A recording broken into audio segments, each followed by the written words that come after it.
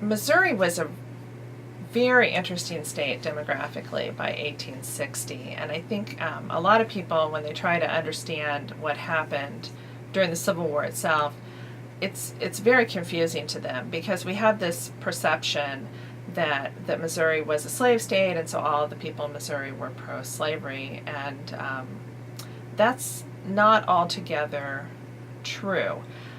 Missouri had been settled by Southerners, from people from the Upper South, from Virginia and Kentucky during the early decades of settlement. But what started happening in the couple of decades before the Civil War is that other people started to move into the state as well. There was a very large immigrant population around St. Louis, mostly German immigrants, some who had fled the revolutions in the late 1840s in Germany, and they were radicals. So many of them were anti-slavery. But even the German population was very diverse. There was a continuum of people who were at least, well, I mean, there were some German slaveholders, and others who were willing to live with slavery, to, a group of people who were very radical anti-slavery people. And again, most of them were located, the radicals, around St. Louis. There were Irish immigrants that were moving into the region as well. In 1860, I'm always amazed by this statistic. The immigrant population in St. Louis, there was the highest per capita immigrant population of any city in the United States. So more than New York, more than Boston. That didn't mean the numbers were greater, but the percentage of the population of immigrants was larger in St. Louis than any other American city, which is, to me, kind of an astonishing number. So things were starting to change in that way, but also there were a number of people who were moving into Missouri from what we would consider northern states. Now, many of them were from places like Iowa, or, well, not Iowa, sorry. Many of them were from what we call the Old Northwest, which is Illinois and Indiana and Ohio. They started to move into all parts of Missouri, but especially into the northern tiers of counties up in the prairie areas north of the Missouri River. And they maybe weren't altogether hostile to slavery, because many of those people actually had roots in the Upper South as well originally. Their family members did. But they were not slaveholders, and so they were maybe more open to the idea of union, for example, during the Civil War.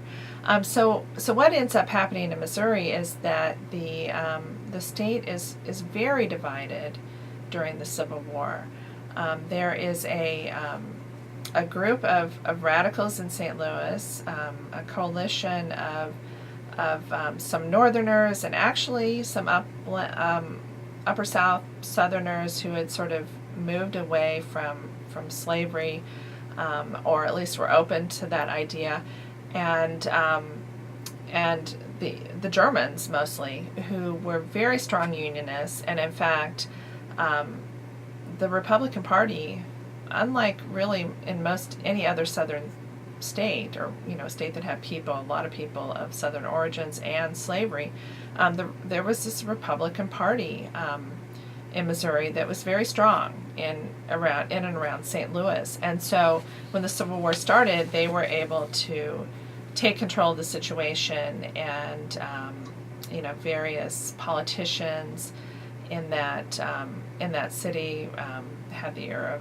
of President Lincoln, and were able to encourage what ended up essentially being a Union Army occupation of the state of Missouri, especially of the counties that they considered troublesome, the stronghold of the secessionist movement in Missouri, which was mostly along the Missouri River, from central Missouri to Kansas City. The counties where the slave population was largest. In some of the counties, the slave population was 25 to even up to 35% of the population of these counties, and those counties had been real political strongholds for the Democratic Party earlier, in the decades before, and many of the people who ended up leading the secessionist side of things in the state, including the governor, Claiborne Fox Jackson, hailed from those counties. And so, when the war starts, the Union Army basically sweeps into the state. I mean, almost like a blitzkrieg.